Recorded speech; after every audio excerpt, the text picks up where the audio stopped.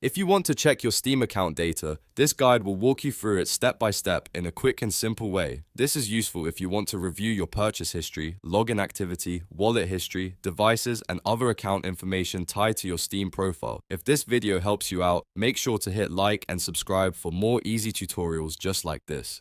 Alright, let's get into it. First, open your browser and go to Steam Community. You can do that by visiting steamcommunity.com or by opening Steam in your browser and making sure you're signed into the correct account. Once the page loads, log into your Steam account if you aren't already signed in. This part is important because your account data is private, so Steam needs to verify your identity before showing anything sensitive. After you're logged in, look at the top right corner of the page and click on your username. A small drop-down menu will appear. From that menu, click Account Details. This will take you to your Steam account details page, where you can view and manage different parts of your account. Now, on the account details page, scroll down slowly until you find the section called Data Related to your Steam account. This is the key section you're looking for because it contains the account data and records Steam stores for your profile. Once you find it, click on Data Related to your Steam account. Steam will then open a new page showing several categories of information connected to your account. Here you'll be able to see things like your purchase history, login history, wallet history, devices and licenses and subscriptions. This is especially helpful if you want to verify transactions, check where your account has been used, or review what content and services are attached to your Steam profile.